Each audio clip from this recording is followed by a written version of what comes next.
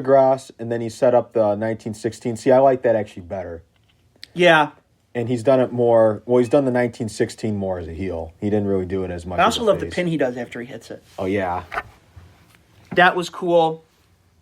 What's some other great things in this? Well, we talked about the spot out where he did the drop kick off the table. How about the Johnny Gargano drop kick he did into the barricade? Oh yeah, to mimic Finn Balor. That was cool. You had the spot on the apron. That was this match, right? Yeah. Spot on the apron. Mm-hmm. Like we said, just two great wrestlers. You knew this was going to be good. Two guys, similar size.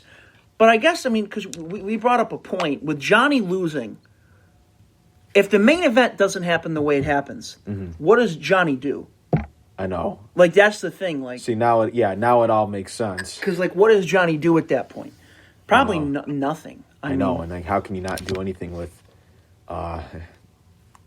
honestly, in my opinion, you could argue this, but in my opinion, I think Johnny Gargano probably is the best NXT wrestler of all time, just for the fact that guy's had so many classics, whether it was the match with Andrade or the matches with Cole or the even the match tonight with Balor and the Ciampa matches. It's very interesting that he is probably the greatest NXT wrestler of all time, but he's nowhere near the best NXT champion. I know, because when he had the belt, the one time, he was only champion for a couple months. And it's just interesting because... But I feel like Johnny Gargano's character is one where, well, at least it used to be after tonight. Yeah. It's a character where the underdog like that should never really have long reigns because you want them to be chasing the belt because that's when they're at their best. Yes. That's a great point. I agree 1,000%. So, 27 minutes, 22 seconds. Finn Balor would be the winner. Rating of this for me was 4.5. I believe it was 4.5 from Joe, and I didn't get your rating for it. I'll give it a 4.5 too. Okay, so I thought the same thing. It was there were Just I very rarely give out 5 stars. You have to Yeah, you got to. Yeah, and 4.5 is still that's a classic still. 5. I've given out probably 5 is an all-time great. I've given out 5. I've probably given out 5 or 6 5-star matches in my life. I know. It was Taker and Shawn at 25. Matches that not old matches, matches that I've watched happen live. I think I gave it to one of the Gargano Ciampa matches.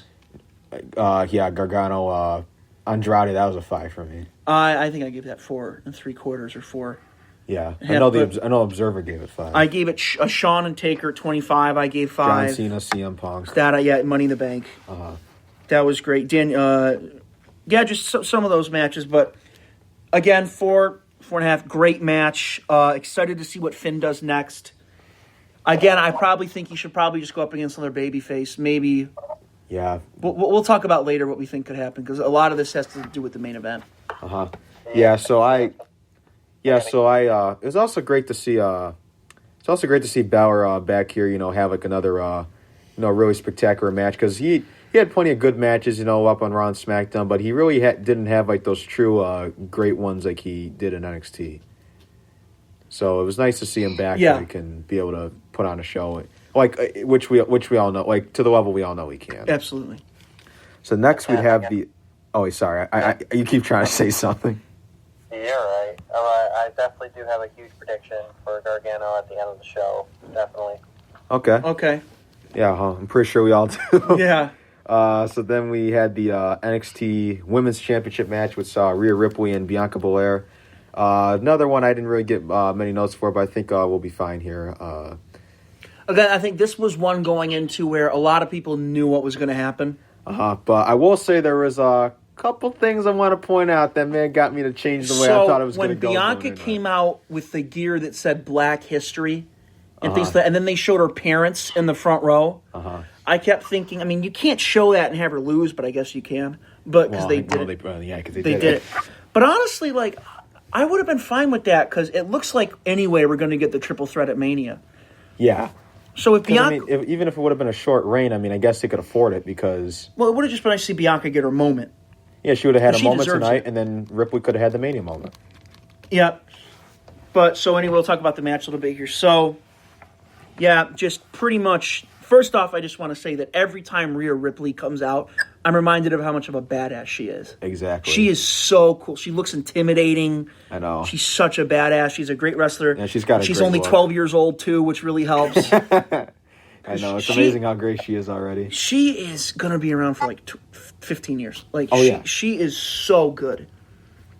The only thing that could stop her is if she wants to start a family or something like that. But still, she is so talented. She's awesome. She's probably my second favorite wrestler overall in NXT. Number one, I'm an Adam Cole like stan. So yeah, no, I love Rhea Ripley. I enjoy everyone really for the most part. She'd retain the NXT Women's title.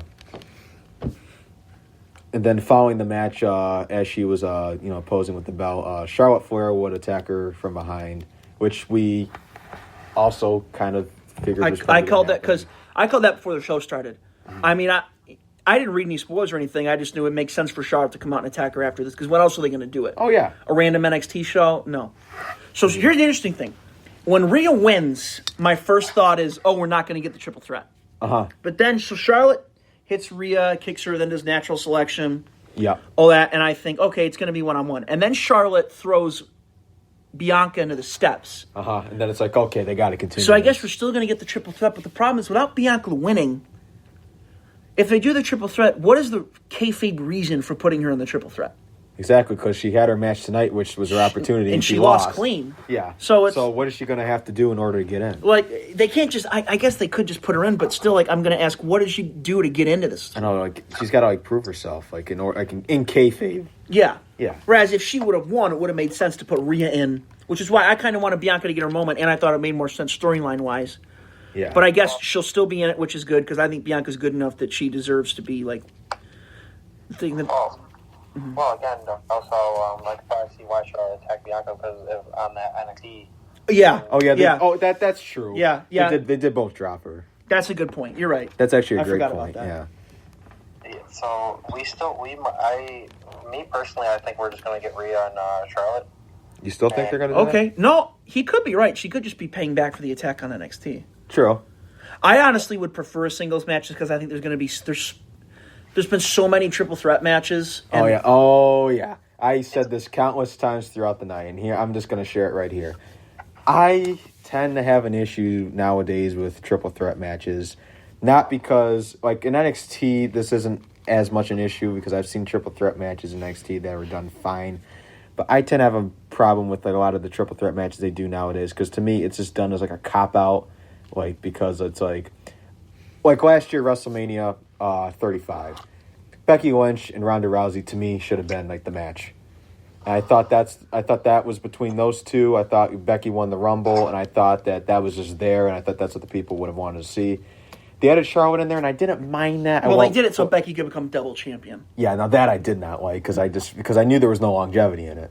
Because I knew she couldn't be champion like with 2 shows. It's like when Seth won the U.S. title from Cena. He's going to lose this in a month. It's like they're doing that just so they could say they were the first to ever do it. Yeah. It's for historical stuff.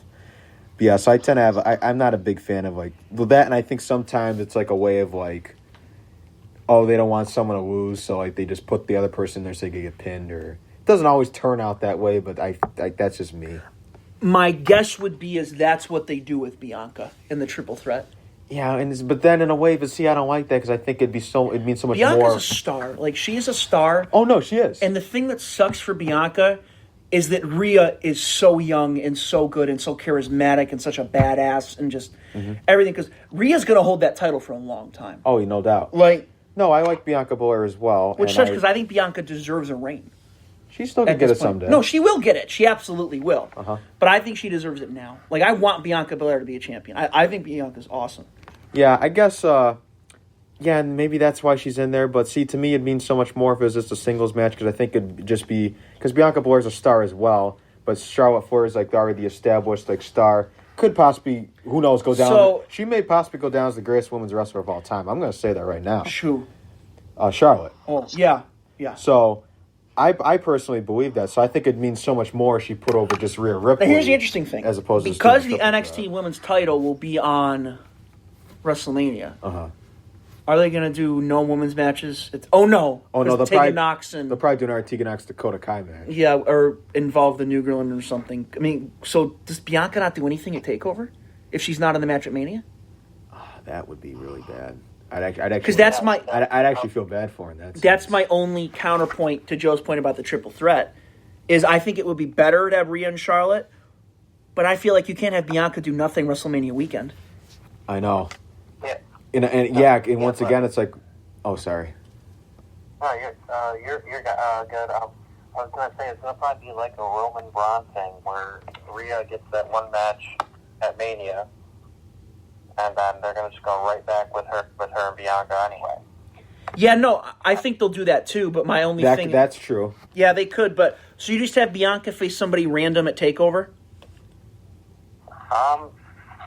See, that's a good. That is also a very good point. Because my thing is, I just feel like you can't have Bianca do nothing WrestleMania weekend. Oh no, not after this. Unless she's in like the Women's Battle Royal. But I don't take that match seriously. And what if she won it? That's something, but see, they've never actually done anything with the winner. Because let's see who won it. Naomi won it. That did nothing. Carmella won it. That did nothing. Yeah.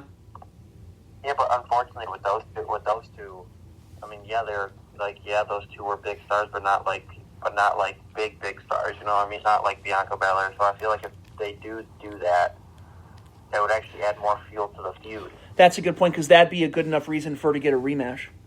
True. Because she won that, and they'd say, well, she was good enough to win that. She deserves.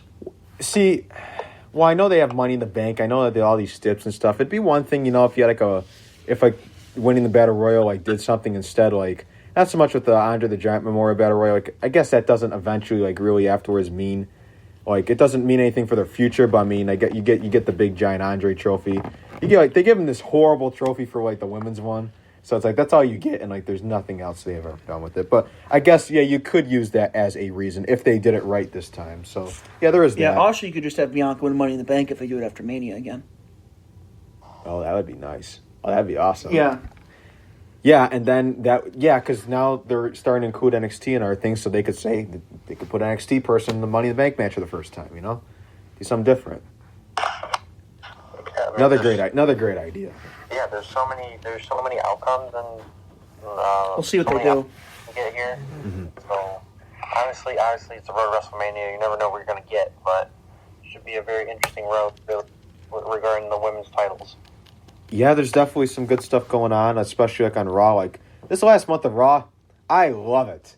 Yeah, they've done a lot. They've done really well. And I did not. I know it's the road to WrestleMania and stuff. It's been way better than SmackDown. Oh God, Brian and I watched SmackDown on Friday night, and oh my God, we hated that show. There was a lot of just brutal things about it, but we don't want to talk about that. But there's the only two things I liked were the main event was pretty decent, and what was the main event? It was Daniel Bryan as the mystery partner, Roman versus who were they against? Morrison. Oh yeah, Miz and Morrison. Yeah, no, that was pretty good, and Bayley and Carmella was good. I actually think that was probably Carmella's best singles match. That just shows how good Bayley is. Bayley's a very good worker. But so let's get on to the next match. We'd have the NXT Tag Team Championships on the line. We see Bobby Fish and Kyle O'Reilly of the Undisputed Era versus Matt Riddle and Pete Dunne, the Broserweights. Now, before we get into this, I just want to introduce them as they should be introduced. The greatest faction in NXT history. The greatest tag champions in NXT history. I agree with that. The Undisputed Era. I second that. Now, I just want to say this, and you'll come to realize this. There's a few wrestlers that Cameron will tell you I'm a complete mark for. Yes. The Undisputed Era is one of those, all of them. Oh, yeah. I loved, I knew it's best for the company, and it's best if Riddle and Pete Dunne win this match. Uh-huh. But I was still rooting for the Undisputed Era. Yeah, see, I low-key have those guys, too, that I root for. I try not to do it because, in terms of better the storylines, in terms of better, the product and stuff, I try not to do, you said you knew it was for the it absolutely is, yes. Because you're going to do the thing where they're going to hold it for a while, and then you're going to have that great moment where Pete Dunne's going to turn on Matt Riddle and be a heel again, which he's the best at. Yeah. And then they'll do that feud. But I actually find them entertaining together. Oh, they are. Those hilarious. skits they were doing on Wednesday night were hilarious about how they're going to get the Dusty Rhodes they get the Dusty Rhodes Classic trophy of the Portland.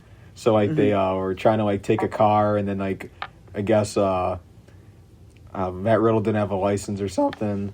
And then there was the other one where they were trying to fit on a plane, and they snuck it in Triple H's plane. And then they're on the boat.